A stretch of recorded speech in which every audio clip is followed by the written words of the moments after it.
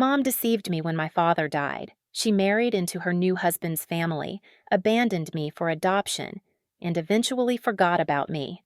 I was raised in what I believed to be the quintessential American household.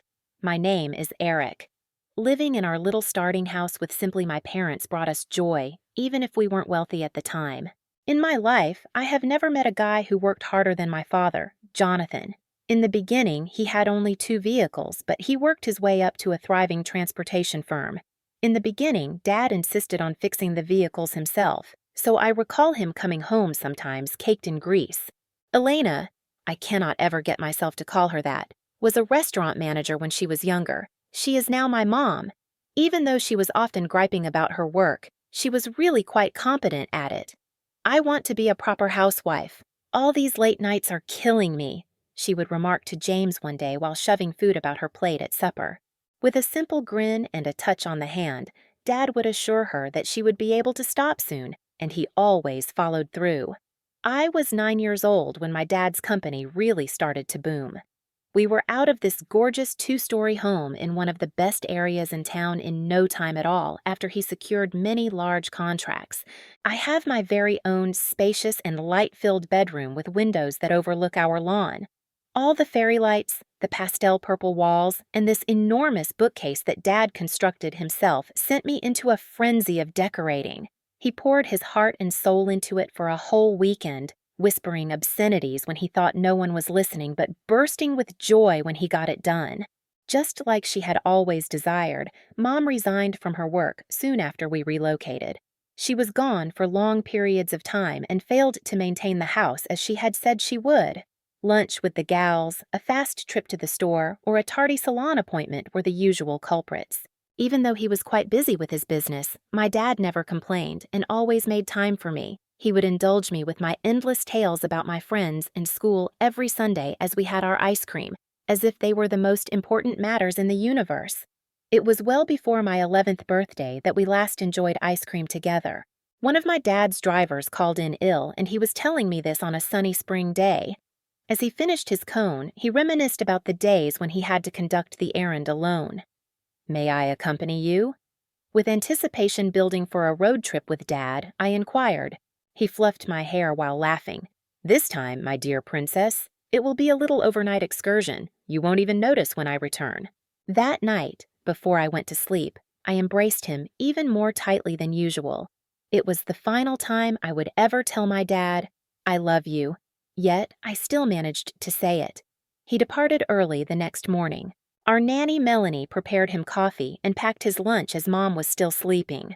From the driveway, I could hear him fire up his vehicle and then go. I never saw my father alive again after that. I knew the phone rang at 3:47 in the morning because I was wide awake, unable to go asleep because of that weird sensation in my stomach. Something broke, most likely my mom's bedside light, and then I heard her scream from her bedroom. In the hours that followed, I vividly recall the presence of law enforcement in our living room, Melanie's reassuring embrace, and my mother's frantic pacing as she spoke on the phone. Floating about me like black butterflies were words like big collision and perish quickly. A semi-truck jackknifed across the highway, crashing into Dad's pickup. Nothing improved when they said he didn't suffer. It was as if that were intended to alleviate his pain. My father could not be revived by any means. To be honest, I don't remember much of the funeral. It was hard for me to believe that my dad was inside the closed coffin as I stared at it. During her last moments, Mom put on quite a performance, screaming and even threw herself over the coffin.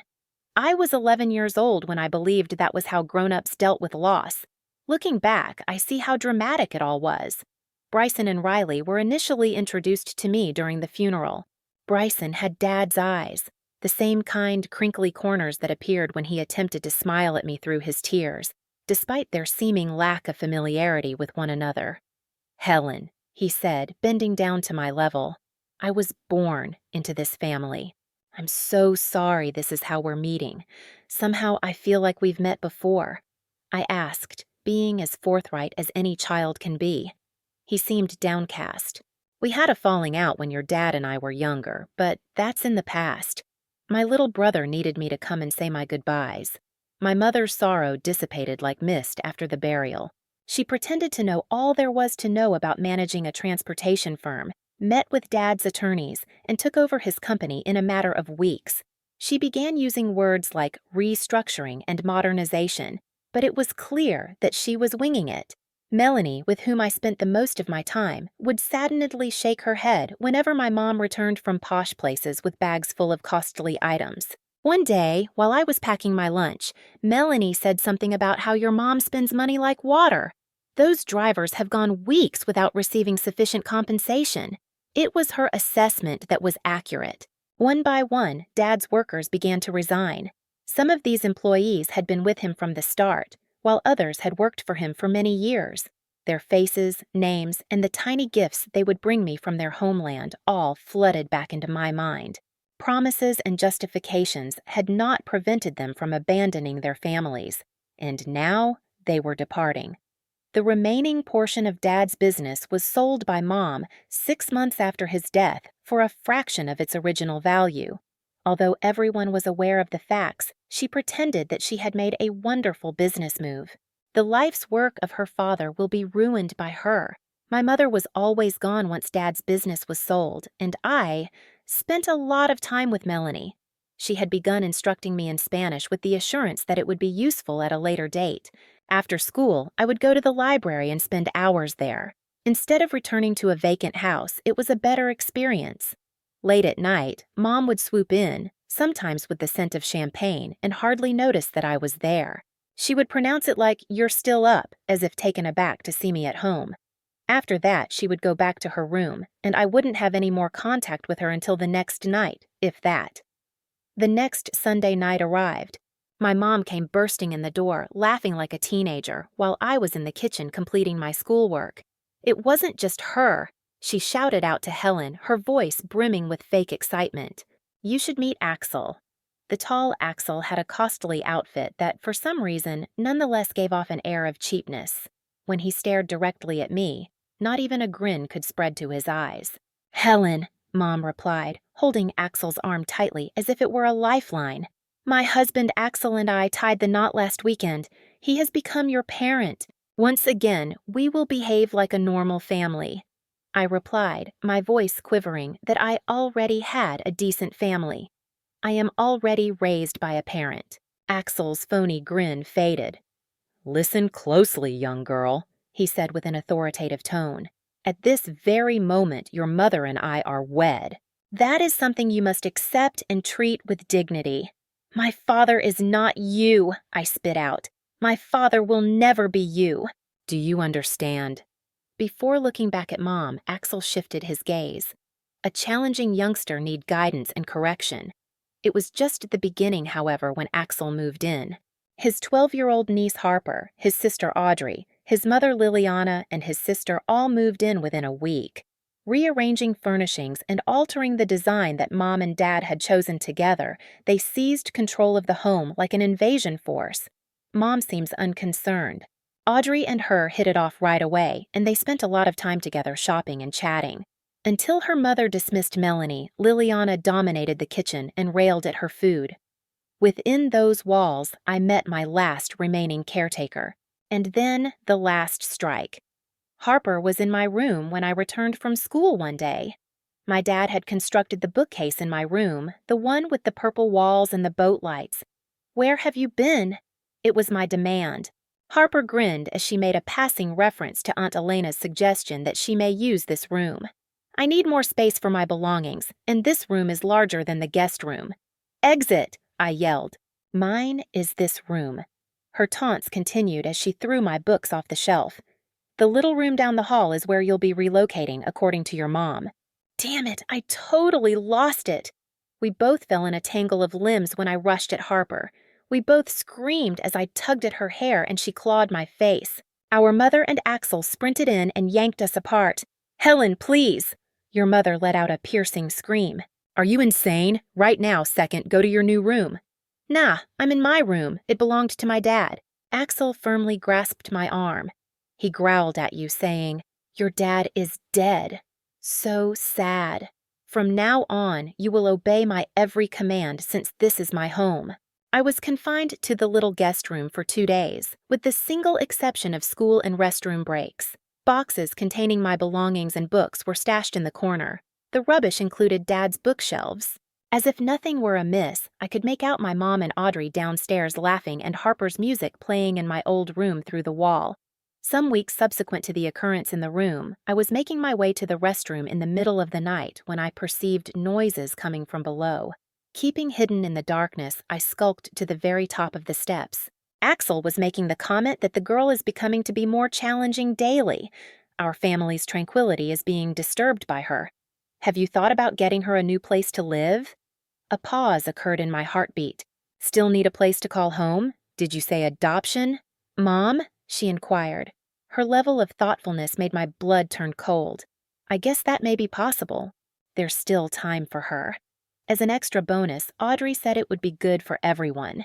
She doesn't belong here anymore, and after that incident, Harper is terrified of her. I sprinted back to my room where I hid my head in my pillow and convinced myself they weren't being serious.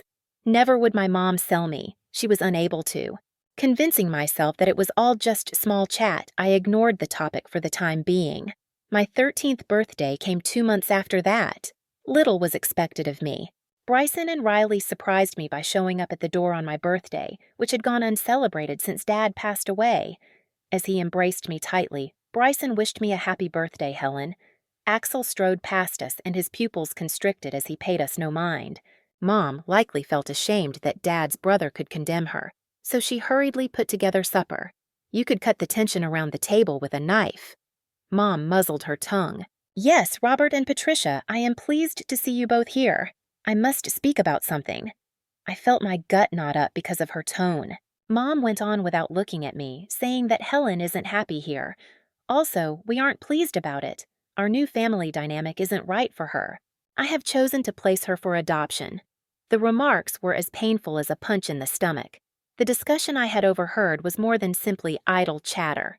I assumed that because you and Patricia do not have any children of your own, Mom went on, sounding as casual as if she were talking about the weather. She may be worth taking. I will begin seeking for other families if that does not happen. Chaos ensued as the room whirled about. A gasp escaped my lips. I was being given away by her on my birthday, the day I was born. The back of Bryson's chair scratched so hard that it toppled over. An angry reddening of his cheeks accompanied his booming statement that we would seize her.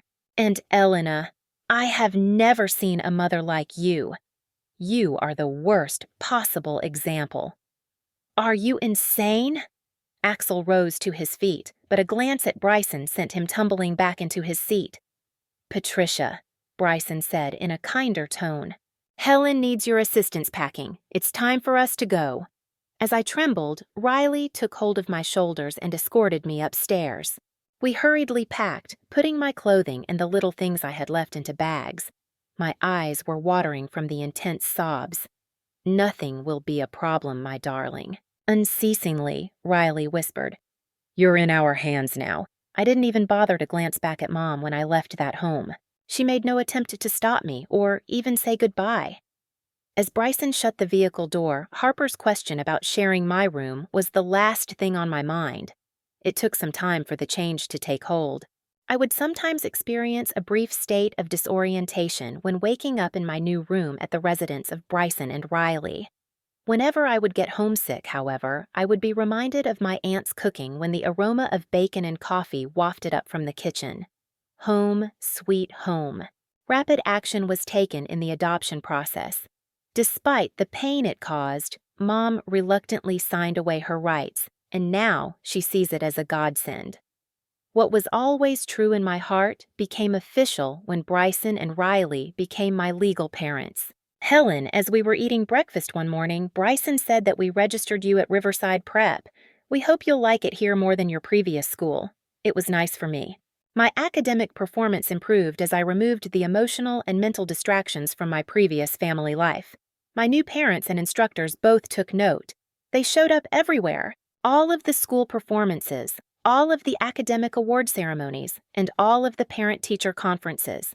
Even though I didn't win a single discussion since I joined the club, my parents never stopped cheering for me. They pushed me to explore other avenues. taking piano lessons, a summer camp for scientific enthusiasts, providing assistance to the neighborhood shelter for abused and neglected animals. Not only did they contribute monetarily, but they also showed real enthusiasm and participation. Over time, the ache of my mother's rejection was replaced with the comforting assurance of being really loved. I ceased to consider her, to ponder if she ever considered me. No longer did those past injuries matter. My new life was too rich and pleasant.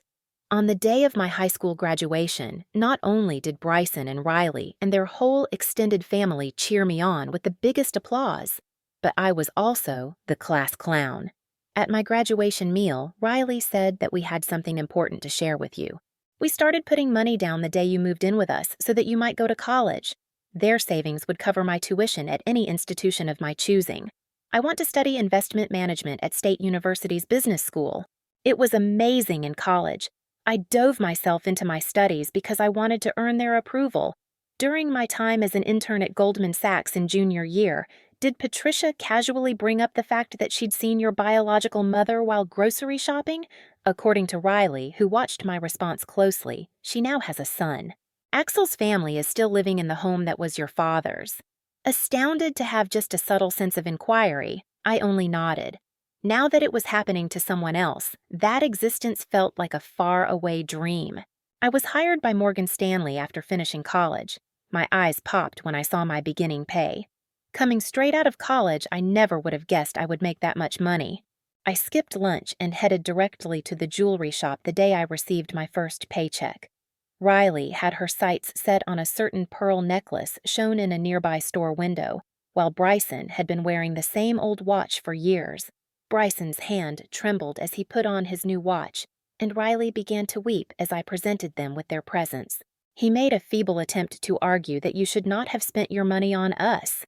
Where else might I put that money? As I embraced them both, I inquired, "You've raised me. All of this would not have been achievable without you."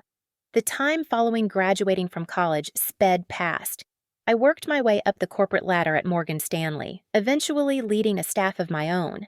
I no longer hesitated to contact my parents, Bryson and Riley, which made every achievement seem even better since I could tell them about it. First, there was the apartment, a lovely two-bedroom condo in a desirable area of town. My mom helped me decorate it, and my dad made sure all the papers were in order before I signed the mortgage. I met Everett after that. He asked her to be his wife on a beach getaway after they had been dating for a year. I responded affirmatively before he had even completed his inquiry. After we informed them, Mom broke down in tears and Dad embraced Everett tightly. He welcomed his kid into the family with a rough, emotionally charged voice. We dove headfirst into wedding preparations. On weekends, my mom and I would go venue hunting and cake sampling, while my dad and Everett would become close while going over vendor contracts and budget spreadsheets. The notification eventually showed up on Facebook. "Your impending nuptials have reached my ears, my darling Helen. Even if it's been a long time, you may still call me Mom. I'd want to put things right since I've evolved. Allow me to share in the joy of your big day. I long for your presence." As I read the message, my fingers trembled. Instantly, I contacted my mother. Remarking softly on the message, Mom said that she saw Elena yesterday when I informed her at the grocery store. Not once did she inquire about you. Her eyes widened in an unflattering manner when I brought up your recent accomplishment and your upcoming marriage. "No, there's more." Mom thought for a moment before continuing. "Was it her husband's niece? Are you Harper?" She retreated to the home with her spouse after becoming pregnant and marrying a scumbag. Everyone in the family is always arguing. In the midst of the shop, Elena was fairly vocal about her money woes. A knot of icy nausea formed in my belly. That is why she decided to get in touch. Funds are necessary for her. Before replying, I gazed at the message for what seemed like an eternity. As thoughts and feelings rushed back, I found myself engrossed in the act of typing. The room that she sold. I was thrown away on my birthday by her. The years when nobody spoke out, even though she could have reached out because she chose not to. At last I wrote it, Elena. Allow me to clarify. My mother is not you. Upon my 13th birthday, you handed me away and you forfeited that privilege. I am blessed with parents that adore me no matter what, an endeavor that eluded you. You are not invited to my wedding. You are not welcome here. Stay away from me from now on. I got hit. Sin swiftly obstructed her path thereafter. This time, my grip was solid. No more confusion. I let go of something I hadn't realized I was holding, and I felt a weight lift off my shoulders. It was a beautiful, cloudless morning on the morning of my wedding. The Mason Creek mansion was hired for the event by Everett's parents. Expansive grounds surround a beautifully restored Victorian residence on this stunning, historic property. My mom and I were in the bridal room doing my last coat of makeup when someone started pounding on the door. Miss Anderson, Aluka, was uneasy. I hate to be the one to interrupt you, but something is wrong at the entrance. Whether you're a guy, a woman, or an adolescent boy, some folks will insist on knowing you. I felt sick to my stomach. I had this hunch about who it was. When I stood up gingerly in my bridal gown, I assured them that I would take care of things. Helen, you wouldn't have to, Mom began. Still, I expressed my disapproval by shaking my head. Sure thing. Finally and forever. With my bridal shoes clinking on the cobblestone road, I made my way to the front gates. Elena, Axel, and a kid who resembled Harper to a T, there they were. I could tell he was my half-brother. When Elena and I reached for the iron bars of the gate, Elena let out a piercing scream. It is outrageous that you did not even ask your mother to the wedding. We want urgent access. For a second, I stared at her. Her aging was noticeable. She looked like she wore last season's luxury clothing, wore too much makeup, and badly needed a hair touch-up. With the pricey suit swapped out for an off-the-rack one, Axel seemed leaner and more gaunt. Elena went on, her voice piercing, saying that Axel ought to be the one to be leading you down the aisle. Your father is this man. I couldn't help but burst out laughing, my laughter resonating all the way across the courtyard. Did I mention my dad? The guy who, for 2 days, wouldn't let me leave my room? That guy who assisted you in abandoning your own daughter? We're family, Elena said with a hoarse voice. You must acknowledge our existence. Behold the lavish wedding, the impressive job, and the pricey attire that you are now sporting. At the same time, we are barely scraping by. While we're in the throes of debt, you're acting like a princess. The true cause of this grand entrance was revealed. Oh my. I stated with an air of severity that I am not messing around.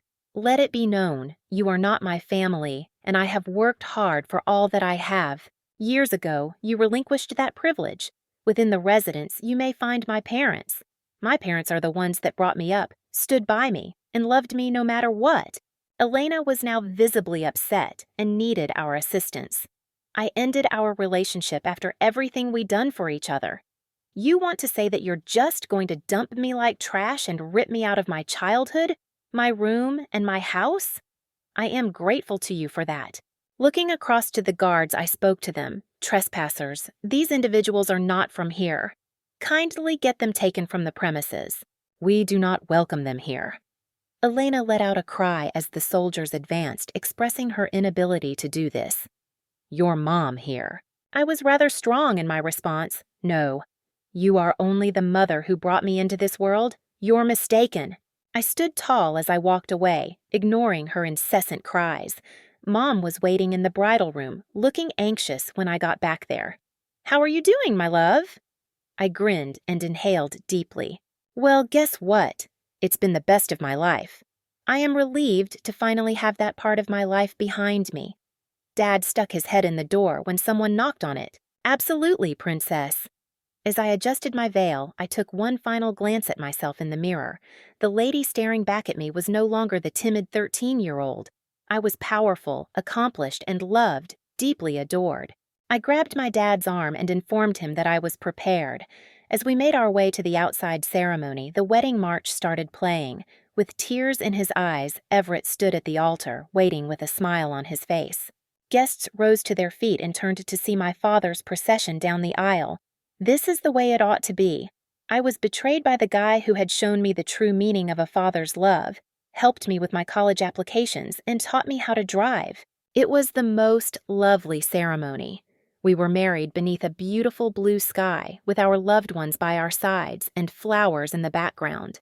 Everett and I exchanged vows.